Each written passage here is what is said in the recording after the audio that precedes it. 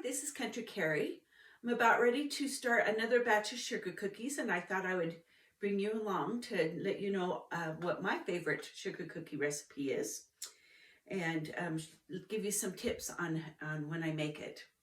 So it calls for a cup of softened butter. So what I do is I take my butter and I will cut it up into slices if it's not already soft and room temperature before I put it into my bowl. I usually buy a big supply of butter and keep it frozen, and it keeps really well. And so as I go to use it, sometimes it takes a while to soften. So that's what I do when I soften it. So I'm using 1 cup of butter, which is 2 cubes, 1.5 cups of powdered sugar, and then I will add these together and blend them up. And then I will add an egg. I like to use my Country Fresh eggs, but if you have store-bought ones, they work well too. And then I'll use a teaspoon of vanilla.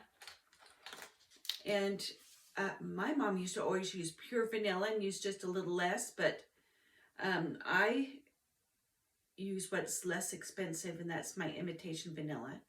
And I've actually read that it actually works better when you're heating things up to a big temperature, a great temperature, more than 300, which we are when we cook our cookies at 350. And so anyway, so I will add a teaspoon of my imitation vanilla, and then I will add a 1/2 teaspoon of my almond extract. Now this is what makes these cookies taste really good, because they have the flavor of the sugar cookie, but with a hint of almond, and that's what makes these so nice. So so far we have 1 cup of butter, 1.5 cups of powdered sugar, 1 egg, a teaspoon of vanilla, a 1/2 teaspoon of extract. Now in my bowl with my flour, I have 2.5 cups of white flour, and I have a teaspoon of cream of tartar and a teaspoon of baking soda. So what I'm going to do with these ingredients is I will add my sugar and my butter together, mix them up, and blend them together, and then cream them so that's nice and creamy. Then I'll add my extracts and my egg, and that moistens it up even more, and then I will add my flour mixture. Now once I do this, I'm going to put it in the fridge, and I'm going to let it stiffen up there. It's called ripening, and the benefit of putting it in your fridge, I'll put it in there for 2 or 3 hours. But as you ripen your dough, or you chill your dough, what it's helping you with is when you have, like this has a lot of butter in it, when you have a high fat content, it helps it to firm up. And also when you don't have a lot of moisture, which this doesn't, it has the butter, a little moisture in the butter, a little bit of moisture in the vanilla, and the bulk of my moisture is coming from the egg. It actually helps to hydrate your flour mixture more and make it more blended well and balanced inside your dough. And so then when you take it out of the fridge, it is going to be hard. And so then you're going to, I just break mine in a couple pieces, and I knead it a little bit to warm it up just a little bit so that I can roll it out.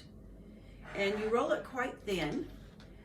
This recipe I like because it rolls easy, and also when you're using your cookie cutters, it cuts easy and it stays together. So you roll it out quite thin, and then I'm trying to see if on my recipe it says 3/16 of an inch, so that is quite thin. And then you use your cookie cutters, and what you do is you try to space them so that you can get as many cookie cuttings in one roll of dough. So like I said, I usually break my dough in 2 pieces and work with 1/2 of it and roll it out, and then use my cookie cutters. Now, the cookie cutters that are like this, that are solid, with the shape inside, you want to make sure that you flour them well, so that once you put them inside the cookie dough, that they will release. So what I do is just have a plate of flour that I dab them in before I press them into my dough. The other cookie cutters that are this shape, they work well. You know, you just push them in. If they need a little help pushing them out, you can just use your finger and lightly press and push them out. So these work great. One of the things with cookies at Christmas time, you have your traditional shapes, but you don't always have to use the same basic shapes. This year, I actually even did some country Christmas cookies by using some of my country shapes, like my hat, my barn, anyways, cactus. Anyway, you can use some country shapes as well, depending on what you're going for. Now, I have some grandsons that really like fishing, so a fishing cookie cutter would work great for them. Or I used my traditional cookie cutter and made an ornament shape, but then the sprinkles I used little fish sprinkles to make it more fun for them. Once you're done making your dough, ripen it in your fridge, rolling it out and baking them, and then letting them cool. You can use a cookie rack if you have those. If you don't, you can just roll out some paper towel, or if you don't have that, just roll out a clean hand towel. It's best if it's the kind that doesn't have fibers, more like a flour sack type. That works out better. Then when it comes time to frost them, I use a buttercream icing, which is, and I try to make these healthier.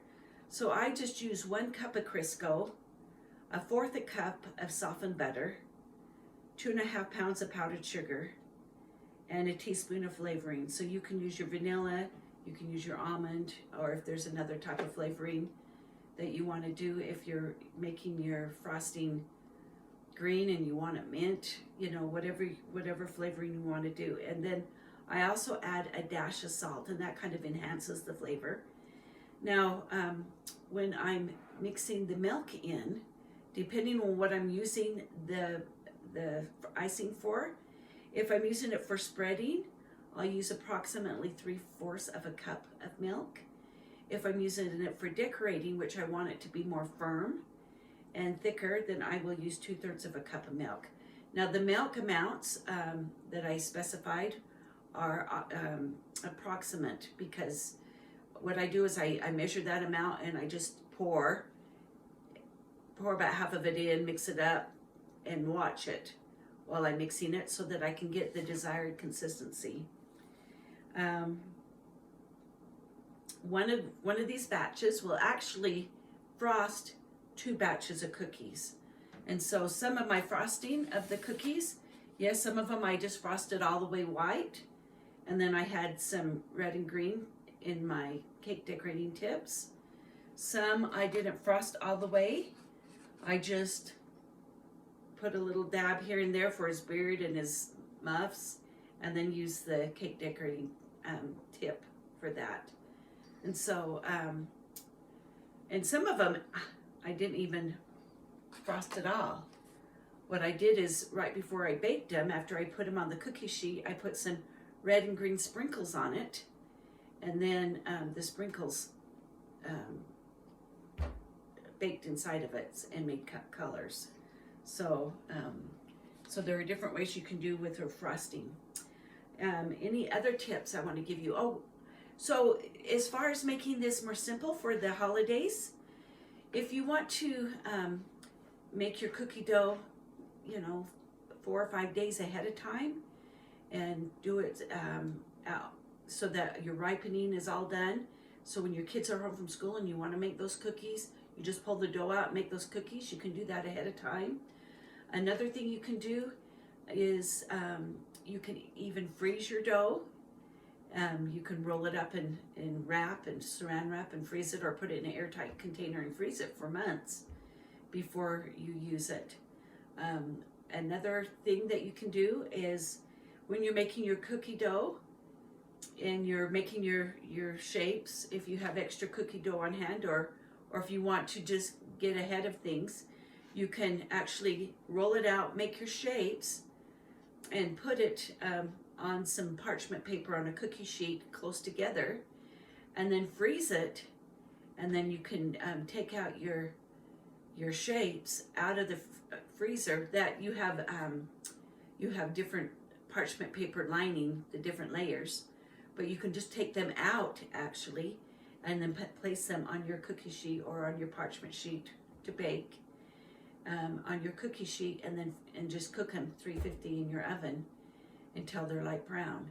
And so there are ways that you can simplify your time if you want to have the tradition of making cookies, but find that your time is really pinched and you have a short amount of time. Those are ways that you can still save money and make it from scratch and have the tastiness of from scratch, but also have the ease of doing, having some done ahead when you're ready to put them together.